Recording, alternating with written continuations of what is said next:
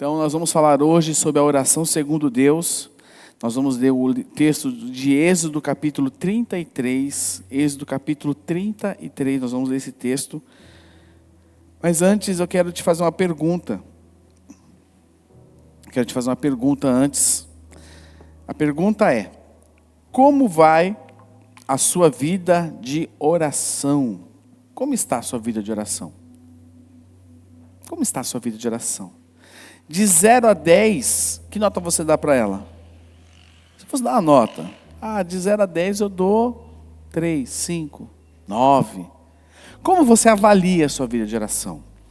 E aí, completando esse raciocínio, a sua vida de oração, ela tem sido suficiente? Você vê que a sua vida de oração, ela é suficiente? Então, nós vamos falar sobre este tema, mas tem uma frase do C.S. Lewis que diz o seguinte: há um céu aberto dentro de um quarto fechado, quando começo a orar. Irmãos, quando você se posiciona no seu secreto diante do seu Deus, orando, buscando a presença dEle, meus irmãos, os céus se abrem sobre a sua vida.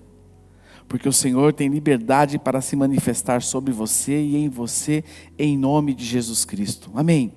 Então, que nós possamos entender essa realidade. E dentro do tema oração, a pergunta que eu deixo ao seu coração é: qual a sua maior dificuldade sobre oração? Quando pensamos no tema oração, orar, qual a sua maior dificuldade? Qual é a sua maior tempo, local, maneira? Qual é a sua maior dificuldade? Então, para nós entendermos um pouco sobre este tema, oração, nós precisamos primeiro enxergar o que não é oração.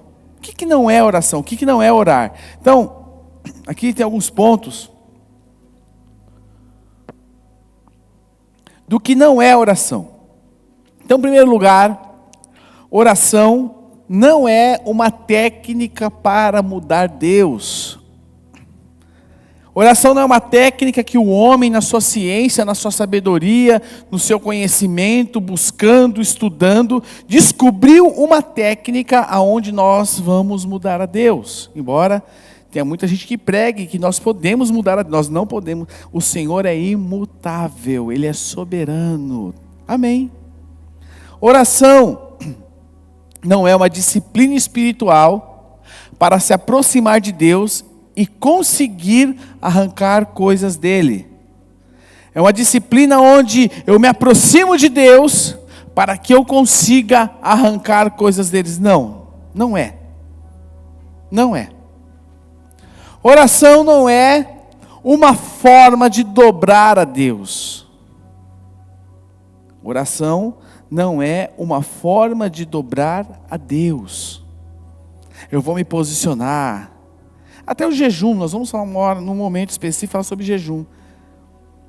Irmãos, nós não conseguimos dobrar Deus. Talvez você na sua criação, você conseguia com técnicas e artimanhas, dobrar seu pai, dobrar sua mãe, né? Fazer ali, aqui, aquela coisinha aqui.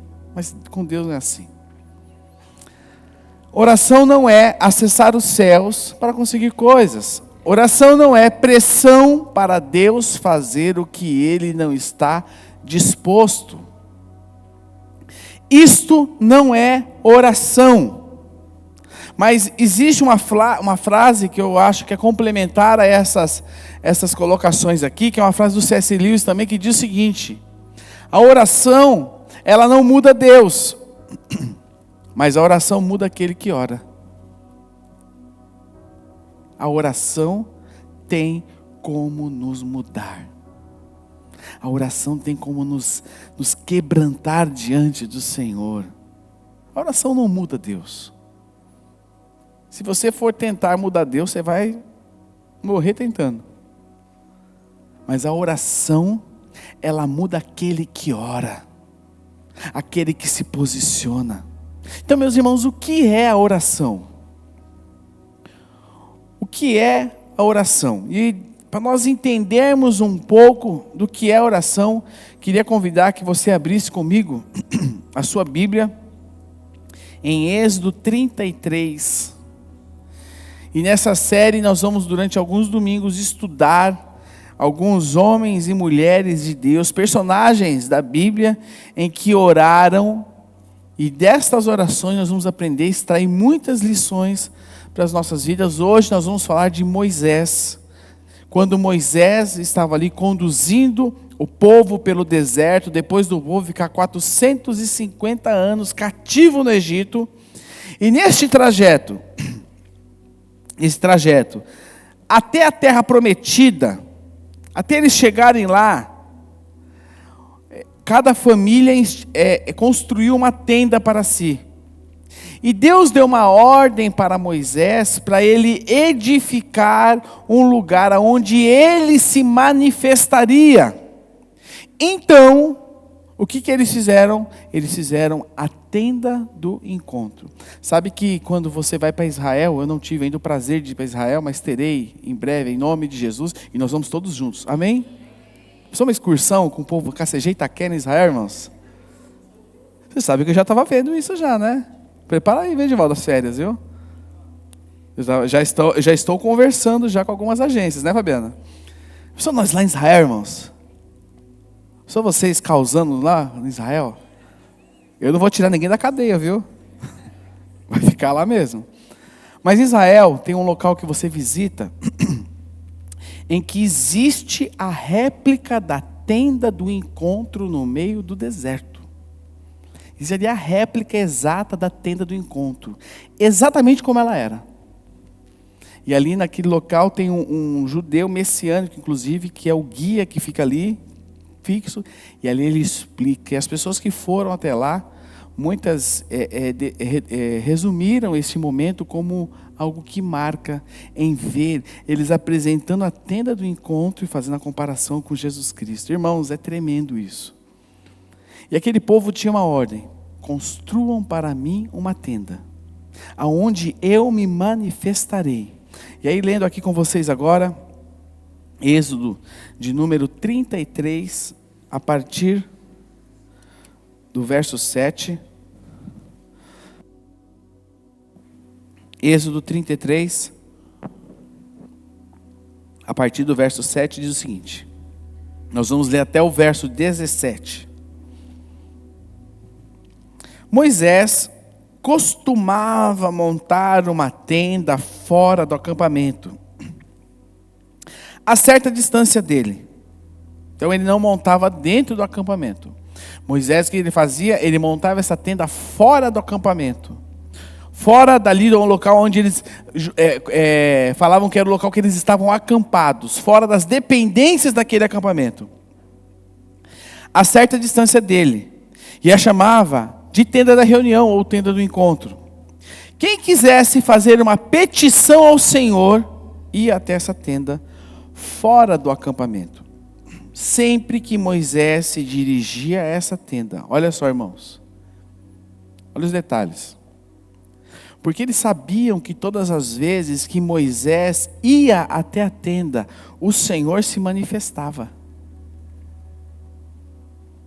Eles sabiam que todas as vezes em que Moisés ia até a tenda do encontro, o Senhor se manifestava. Olha o que o povo fazia. Todo o povo se levantava e permanecia em pé, cada um à entrada da sua própria tenda. Observavam Moisés até ele entrar na tenda. Logo que Moisés entrava, uma coluna de nuvem descia e ficava suspensa no ar à entrada da tenda, enquanto o Senhor falava com ele. Irmãos, olha o nível de intimidade de Moisés. Olha o nível de intimidade de Moisés. Quando o povo via a nuvem à entrada da tenda, cada um permanecia em frente à própria tenda e se curvava.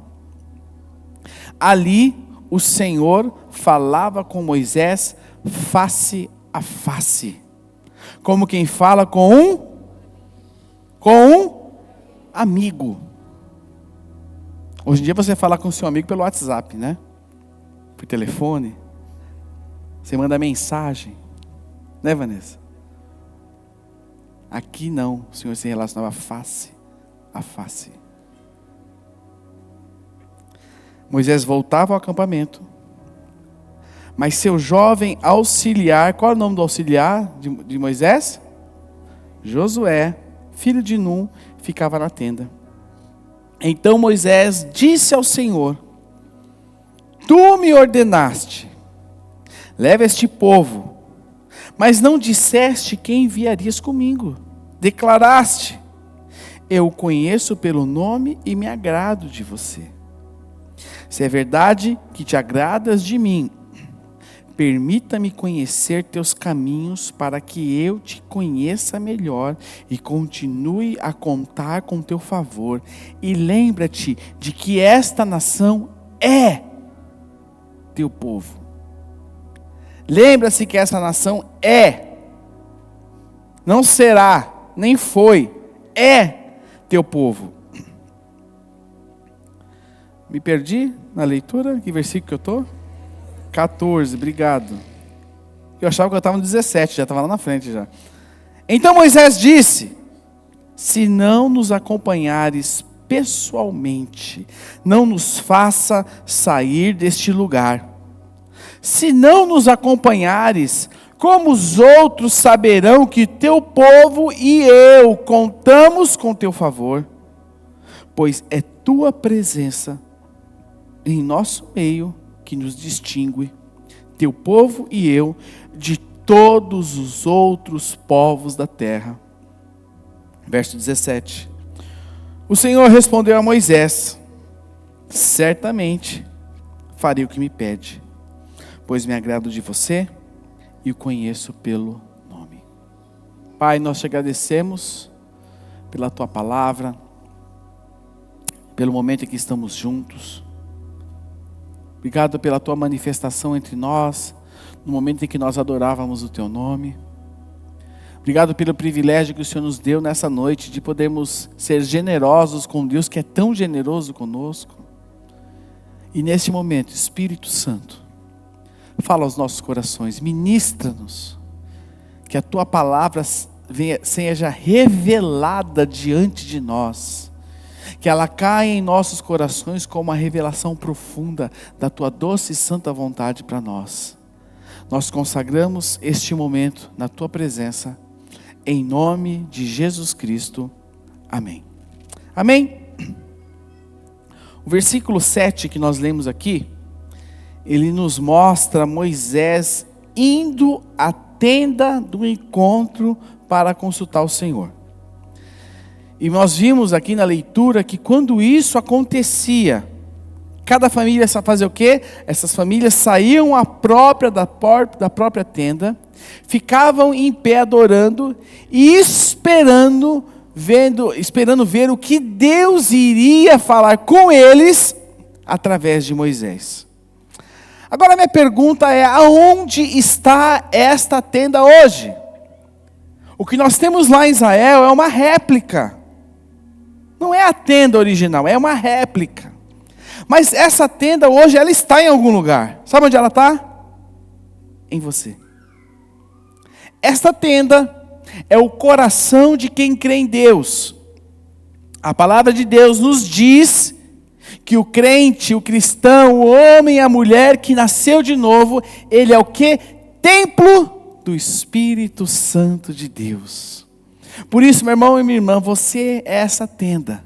Em qualquer lugar que você estiver, em qualquer lugar que você dobrar os seus joelhos, em qualquer lugar que você orar, falar com o seu Deus, face a face, Ele irá se manifestar sobre a sua vida.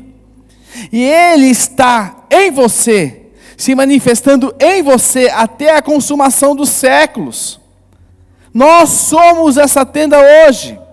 Mas Moisés, através dessa oração, ele nos ensina muita coisa. Muita coisa, lições preciosas que nós podemos extrair para a nossa vida de oração. E eu vou extrair desse versículo 5 ensinamentos dos muitos que ele tem. Mas o primeiro ensinamento que nós aprendemos sobre oração, em Êxodo 33, a partir do verso 7, é que orar é falar face a face com Deus. Quando nós lemos do verso 7 ao verso 8, e depois nós lemos o verso 9 ao verso 11, nós observamos o quê? Moisés se dirigindo ao templo e indo falar com o Senhor o quê? Face a face, como quem fala com um amigo ali, ó, verso 11, ali o Senhor falava com Moisés face a face, como quem fala com um amigo. Como que Moisés, na tenda do encontro, falava face a face com Deus? Será que a Bíblia se engana ao dizer que Moisés falava face a face com Deus? Não, meus irmãos. A Bíblia não se engana, mas ela está nos ensinando algo muito, muito, muito profundo, que nós vamos ter o coração aberto. O que esse texto quer nos dizer, sabe o que é? Que não havia barreiras entre Deus e Moisés. Assim como hoje não existem barreiras entre eu e Deus, entre você e Deus, não existem mais barreiras, porque aquilo que era uma barreira visual, que era o véu, este véu foi rasgado de cima a baixo, e hoje nós temos acesso ao Senhor. Isso quer dizer que Moisés tinha acesso a Deus, não existiam barreiras entre Moisés e Deus. Aquilo que fluía no coração de Moisés, aquilo que fluía do sentimento de Moisés, sabe o que era? Estavam sempre voltados para Deus. Então a primeira coisa que nós precisamos aprender aqui nessa noite é que a verdadeira oração é aquela que nos coloca face a face com Deus. Mas o que impede? Qual a barreira? Existe algo que nos separa, que separa o homem de Deus. Essa cisão aconteceu lá em Gênesis 3 e chama-se pecado. Pecado. Ah, mas eu já fui salvo, eu aceitei Jesus, eu desci na piscina, saí da piscina com a camiseta Vida Nova, está guardada lá em casa, irmãos. Maravilha, glória a Deus por isso. Mas nós precisamos ter os nossos olhos e estarmos atentos aos enganos que este mundo tem proposto nos dias de hoje. Este mundo quer nos afastar de Deus, irmãos. Os valores deste mundo, as filosofias, tudo aquilo que tem se manifestado e cada vez com mais força nos dias de hoje. Porque o pecado e a amizade com o mundo nos afasta de Deus. Nós precisamos ter muito claro, irmãos, a palavra de Deus em nossos corações. Porque o que rege as nossas vidas é a palavra de Deus. Aqui estão os valores absolutos da minha vida e da sua vida. Aqui estão os valores que devem nos colocar diante do Senhor. A Fabiana ontem ministrou com as mulheres. O que ela ministrou aqui, irmãos, chama-se cosmovisão bíblica. Cosmovisão cristã. Presta atenção. Se eu tirar o meu óculos, eu vou ver um monte de irmãozinho diferente. Via pessoas como árvores. Vocês conhecem a passagem bíblica? Ele estava sem óculos no dia. Mas aí eu coloco o meu óculos e eu consigo enxergar bem como vocês são bonitos. Se eu colocasse um óculos escuro aqui, você fala, o pastor está de ressaca, só pode. Eu enxergar tudo escuro. Cosmovisão é a lente com a qual você enxerga o mundo. É como você enxerga o mundo. E nós, que somos homens e mulheres de Deus, que somos discípulos de Jesus, a nossa cosmovisão chama-se palavra de Deus. Nós enxergamos o mundo através da lente da palavra de Deus. Tudo aquilo que o mundo me mostra passa por essa peneira, vou usar essa expressão, para chegar ao meu coração. Então, se não condiz com o que está escrito aqui, não serve para mim. E é isso que muitas vezes nós temos trazido para as nossas vidas. E isso, irmão, você pode orar, muito bom. Mas às vezes vão ser palavras repetidas ao vento. Porque o pecado, e aqueles que são amigos desse mundo, não conseguem se relacionar com Deus. Agora eu te pergunto, o que tem sido a lente pela qual você enxerga o mundo? Irmãos, nós precisamos confessar os nossos pecados. Existe algo hoje, uma heresia, chamada hipergraça. Não sei se vocês já ouviram falar disso. Isso é uma heresia maligna. Tanto que quando esses pastores que pregam a hipergraça chegam em Atos 5, Ananias e Safira, eles travam. Eles não conseguem sair dali. Porque confronta. Alguns até chegam ao ponto de dizer que Atos 5 não é um livro de inspiração divina. Por quê? Porque vai contra com aquilo que acham. E existe muito pastor famoso que você ouve falar todo dia aí, que é adepto disso. E o que a hipergraça faz? Traduzindo aqui para vocês. Não existe pecado. Você não precisa pecar, você tem a graça de Deus. Então você pode, viva inconsequente, vá e faça. Vá e faça. É como diz, como eu falei aqui de manhã, o louvor do ministro do louvor Tim Maia, né? Vale tudo. Só que ele dizia, só não vale dança homem com homem, mulher com mulher. Hoje em dia já vale, já está valendo tudo já. Vai e faça. Por quê? Porque você tem a graça. Irmãos, a graça não é isso. A graça de Deus não é isso. Nós fomos salvos pela graça. Você merecia? Quem é que merecia ser salvo? Fala assim, não, levanta a mão. Nós não merecíamos. Mas pela graça de Deus, pelo seu amor, Ele nos alcançou, nos resgatou e nos libertou e nos deu vida e vida abundante no seu nome.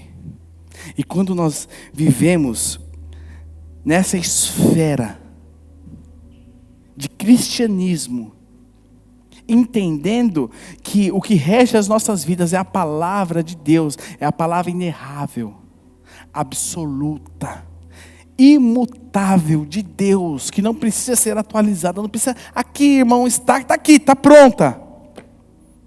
Quando nós vivemos nessa esfera, nós conseguimos nos relacionar com Deus, porque nós vivemos na esfera do filho que vive no colo do Pai, e nada afasta esse filho do Pai.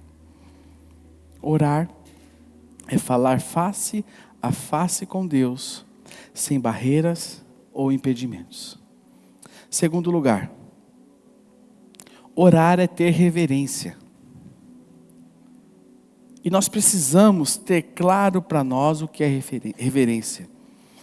Porque existe algo chamado postura de reverência, e quando nós lemos do verso 7 até o verso 11, nós vemos o povo tendo uma postura de reverência quando Moisés ia até a tenda, eles ficavam à frente da tenda, e quando a nuvem descia, eles se encurvavam. Postura de reverência. Por exemplo, na nossa cultura, em muitas ocasiões, inclinar a cabeça é uma postura de reverência. Em algumas culturas asiáticas, qual é a postura de reverência deles? Curvar o tronco. Ajoelhar-se é postura de reverência. Prostrar-se é postura de reverência. Juntar as mãos, postura de reverência. Ficar em pé em algumas ocasiões, às vezes como uma autoridade vai passar, você ficar em pé, é uma postura de reverência, né? Uma postura de reverência com o hino nacional, uma postura de reverência num cortejo fúnebre. Existem posturas de reverência. Alguns creem que fazer o sinal da cruz é a postura de reverência. Mas, meus irmãos, eu lembro que teve um ano que nós tiramos férias, e eu deixei a Fabiana na piscina, todo mundo na piscina, fui eu e o Fernando, né? Eu e o pastor Fernando fomos num templo islâmico conhecer. E o que me chamou muita atenção é a reverência deles. Você tinha que tirar o sapato para entrar lá. Você não podia entrar de sapato. Postura de reverência. Postura de reverência. Irmãos, mas o que esse texto nos ensina não é isso. Ele nos ensina uma outra reverência. Uma outra reverência. Aqui diz o seguinte: então Moisés disse ao povo: tu me ordenaste, leva este povo. O conceito de reverência embutido aqui nesse texto é outro, que é a reverência em obedecer ao Senhor.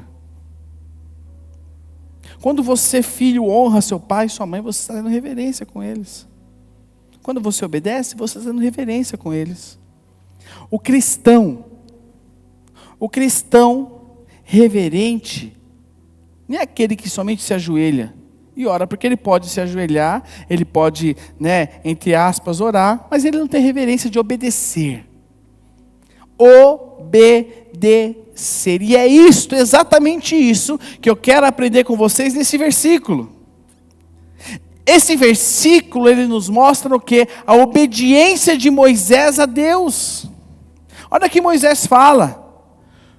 Então Moisés disse ao Senhor em oração: tu me ordenaste, leva este povo. O que Moisés fez? Conduziu o povo. A verdadeira reverência, meus irmãos, é ter um coração quebrantável, um coração ensinável diante de Deus. O profeta Samuel diz o seguinte: o que agrada mais ao Senhor, holocaustos e sacrifícios, ou obediência à voz dele? Ouça, a obediência é melhor do que sacrifícios. Completando a leitura, e a submissão é melhor que ofertas de gordura de carneiros. Meus irmãos, que nós possamos ser obedientes daquilo que o Senhor tem falado a nós. Olha só essa frase, eu não ia nem trazer ela, mas eu achei que fazia sentido trazer essa frase do John Bunyan, que escreveu o livro O Peregrino em 1678. E ele diz o seguinte: a obediência é fruto da fé. A obediência, ela é fruto da fé. Repita assim comigo: a obediência é fruto da fé. Amém, meus irmãos? Que nós possamos ser obedientes tudo aquilo em que o Senhor tem falado conosco. Que nós possamos ser obedientes todo aquilo que o Senhor tem colocado nas nossas vidas, em nome de Jesus. Terceiro lugar, orar. O que é orar? Orar é buscar os propósitos de Deus para a minha vida. Se é verdade que te agradas de mim, permita-me conhecer teus caminhos, para que eu te conheça melhor e continue a contar com teu favor. E lembra-te de que essa nação é teu povo. Permita-me conhecer teus caminhos. Sabe o que nós mais temos buscado nesses dias? Ao invés de buscar a vontade de Deus, ao invés de buscar o propósito de Deus, nós temos buscado aquilo que nos faz feliz, aquilo que nos traz realização. Mas nós precisamos aprender, irmãos, a buscar o propósito de Deus para as nossas vidas. Sabe como nós fazemos? Nós fazemos os nossos planos, certo? E depois a gente fala: Senhor, está aqui os planos, abençoa agora é com você. Porque eu coloquei tudo aqui, está tudo aqui no papel. Você faz a sua agenda, você faz seus planos, seu projeto de vida, os seus propósitos, e você fala: Senhor, está tudo aqui, ó. Deixei até mastigadinho para o Senhor, está aqui, ó. É só se eu seguir a risca que dá certo. Né? Mas a gente não busca em primeiro lugar saber: Senhor, quais são os teus propósitos na minha vida? Onde o Senhor quer me levar? O que o Senhor quer fazer comigo? E irmãos, Deus deu ao homem algo maravilhoso, chamado capacidade de escolha. Capacidade de escolha. Eu conversava com uma pessoa ontem, e ela me falou assim para mim: mas por que Deus deixou a serpente? Por que Deus deixou o homem, se corromper ali com a oferta da serpente? Eu falei: porque sobre o homem existe um negocinho chamado capacidade de escolha, livre-arbítrio. O homem escolhe amar a Deus. O homem escolhe amar a Deus. O homem escolhe se relacionar. Você fez uma escolha hoje, muito sábia, sabia? Você escolheu estar aqui. Numa semana que nós vivemos as 4 estações de uma semana, passando por tudo essa semana, né, irmãos? Domingo passado, a gente estava molhando a tenda lá fora, porque não tinha condições. Irmãos, parecia quintal, sabe aquele quintal com vó que tem um monte de netos jogando água um no outro? Aqui? Domingo passado virou uma festa isso aqui no culto da manhã. Hoje, domingo passado você clamava, ar-condicionado funcione. Hoje você clama, não me liguem o ar-condicionado, por favor. É ou não é? Então o Edivaldo perguntou para mim, se ligaram o ar-condicionado de manhã? Eu falei, não, irmão, era só o ventilador só. Irmãos, nós temos uma condição de escolha. E as suas escolhas definem você. As suas escolhas te definem. Amanhã você vai fazer escolhas. Amanhã você vai fazer muitas escolhas. Você vai tomar muitas decisões. Só que, o que eu te pergunto? O que eu lhe pergunto? Você coloca diante de Deus para saber qual é o caminho que Ele tem para você? Você coloca, Senhor, me conduz, qual é o teu propósito sobre a minha vida? Talvez você tenha que assinar um contrato amanhã. Talvez você precise amanhã firmar uma sociedade. Talvez você precise amanhã firmar um relacionamento. Você precisa fazer alguma coisa. Agora eu te pergunto, você coloca diante de Deus para saber qual é a vontade dEle? Saber o que Deus tem para você? Olha quem Moisés fala. Olha a oração de Moisés, irmãos. Permita-me conhecer teus caminhos. E você ora muitas vezes, Senhor, eu quero a tua vontade.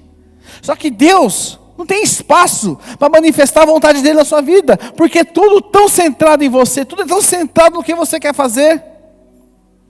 Irmãos, nós precisamos confiar no Senhor. Nós precisamos colocar mais nas mãos de Deus. As nossas decisões precisam ser guiadas e conduzidas pelo Senhor. Porque hoje, quantas pessoas não estão chorando hoje?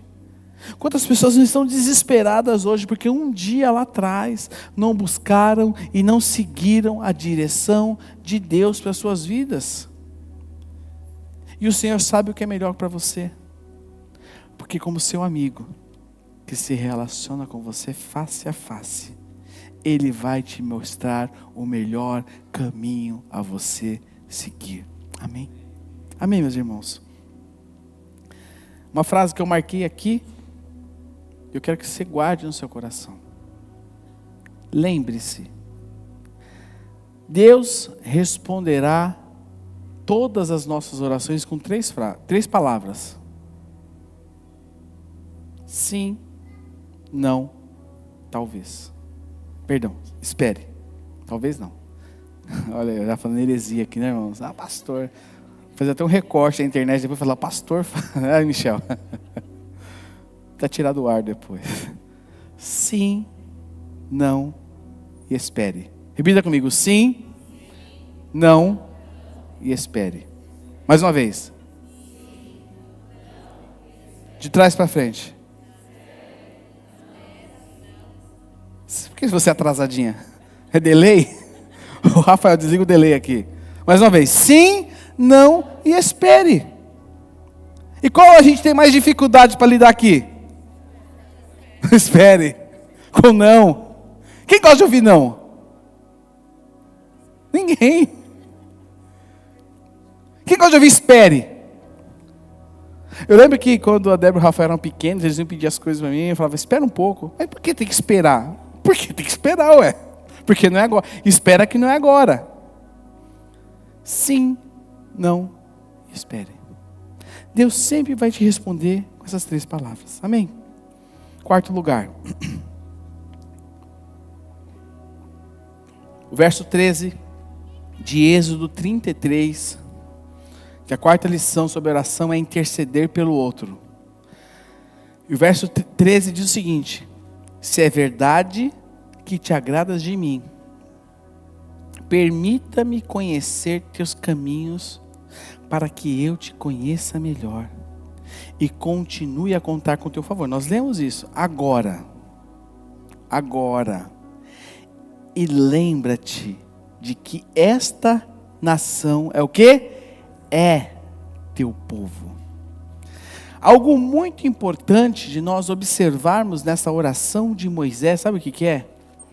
É Moisés buscando o favor de Deus pelo povo. Moisés intercedendo. Moisés lembrando-se do... Irmãos, aquele povo não era fácil. Vou usar essa expressão, aquele povo era um Zé Povinho. Tinha fofoca, tinha murmuração, tinha reclamação, tinha tudo.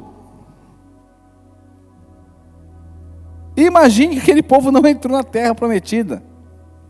Só entrou os filhos deles. E daquela geração só 2 homens entraram. Qual o nome deles? Josué e Caleb. Agora imagine o nível desse povo. O povo que foi tirado do Egito, que atravessou... Quem aqui já teve experiência de atravessar o Mar Vermelho a pé seco? Alguém já teve essa experiência? Não, eles tiveram. Irmãos, o povo comia pão que caía do céu. A gente, se o padeiro fizer greve, se a Shirley fizer greve, a gente não come pão. Mas o povo comia o quê? Pão que caía do céu. Diz que a roupa deles, o sapato deles não se gastavam. Tinha carne. E sabe do que eles sentiam saudade?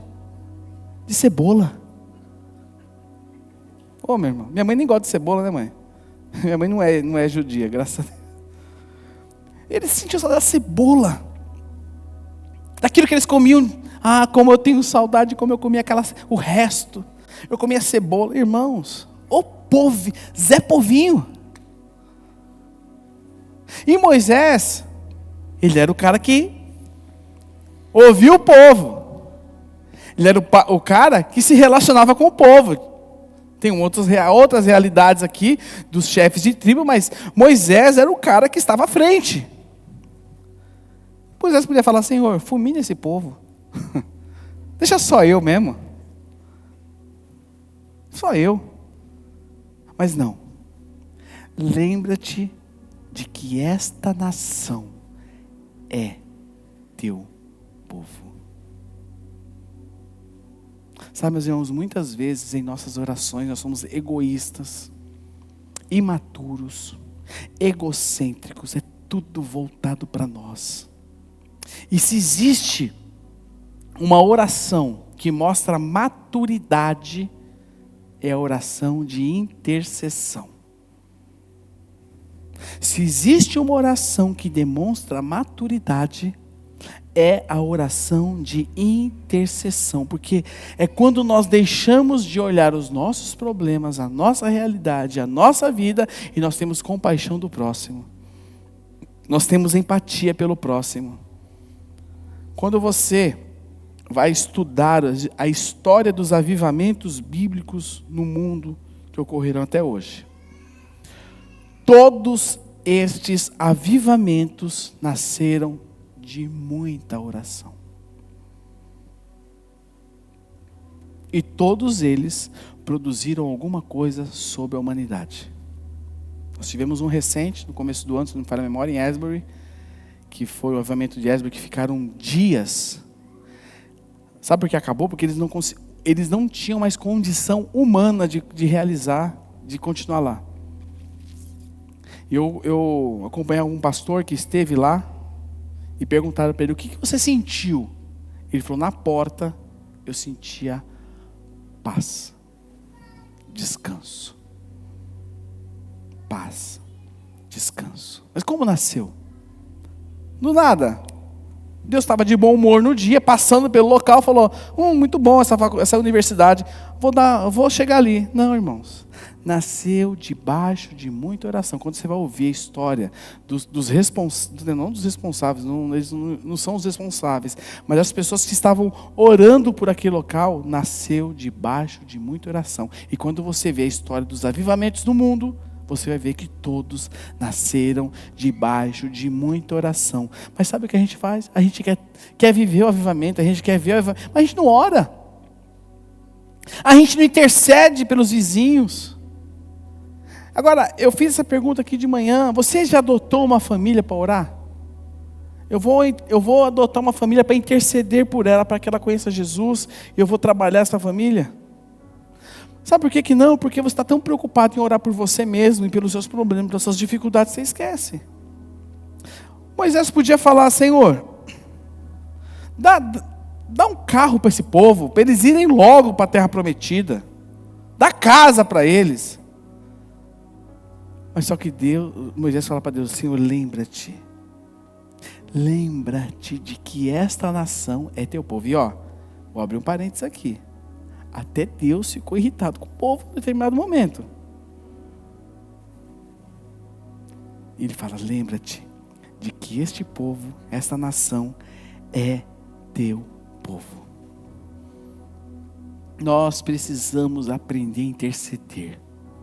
Romanos capítulo 8, verso 26 diz que o Espírito que nos ajuda na nossa fraqueza, porque nós não sabemos orar. Orar como? Segundo a vontade de Deus. E aí continua dizendo: mas o próprio Espírito Santo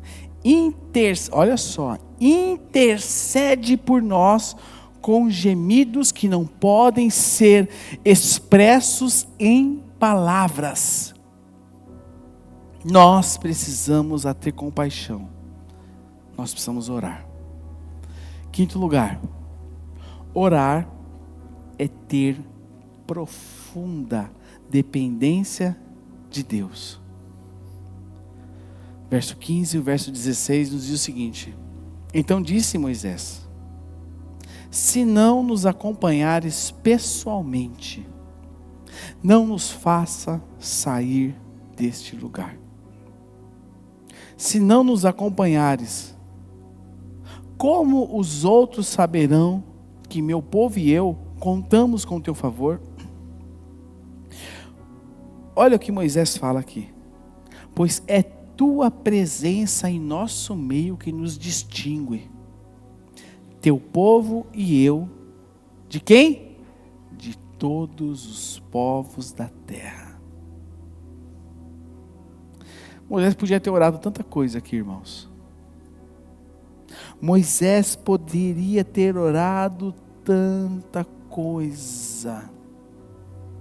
Mas a única coisa que Moisés disse foi: se não nos acompanhares pessoalmente, não nos faça sair deste lugar. Em outras palavras: Senhor, nós não queremos dar um passo se o Senhor não estiver conosco. E aí Moisés vai para uma declaração linda, maravilhosa, que eu acho dentro desse Êxodo 33, o verso 16, que ele diz: se não nos acompanhares, como os outros saberão que meu povo e eu contamos com teu favor? Pois é tua presença em nosso meio que nos distingue, teu povo e eu, de todos os povos da terra. Nós falamos e oramos e falamos que dependemos de Deus. É ou não é? Quem aqui depende de Deus? Levanta a mão. Eu dependo de Deus. Só que muitas vezes, irmãos, não é bem assim. Nós dependemos de Deus até a página 2. Porque dali em diante, Vanessa, a gente vai dar um jeito. Dali em diante a gente vai tentar fazer alguma coisa. Só que orar, irmãos, é entender que nem Salomão se vestiu como a erva do campo, como o lírio do campo. Ter dependência é entender que as aves do céu, elas não semeiam e nem colhem, mas o Pai Celestial as mantém alimentadas. Ter dependência é entender que mesmo, irmãos, desde que eu me lembro por gente, o Brasil está em crise. Na época colonial já estava em crise. Na época dos índios, já estava em crise já também. Depender de Deus é entender que mesmo que possa acontecer quem for, a crise que for, tá quem for no governo, fazer o que for, a guerra onde for, Deus vai cuidar de mim. Porque o que me distingue dos outros povos é que a presença de Deus está na minha vida. Irmãos, essa declaração de Moisés, ela é muito profunda. Esses dois versículos, o 15 e o 16, desde segunda-feira está ressoando na minha mente. Irmãos, você precisa confiar no Senhor. Você precisa orar, declarando a sua dependência de Deus. Você precisa tirar sua mão. Você precisa colocar nas mãos do Senhor. Você precisa parar de falar e agir. Talvez você esteja agora, o mês de outubro se iniciou hoje, amanhã é o primeiro dia útil de outubro, e você está preocupado por tanta coisa que você tem que enfrentar no mês de outubro. Eu quero te falar uma coisa, por que você está preocupado? Lembra da ministração da semana passada? Preocupação? Por que você está preocupado? Porque você não depende de Deus? Eu tenho 26 anos de casado. Eu nunca vi o pão faltar na minha mesa. Com fartura ou sem fartura, o pão estava lá.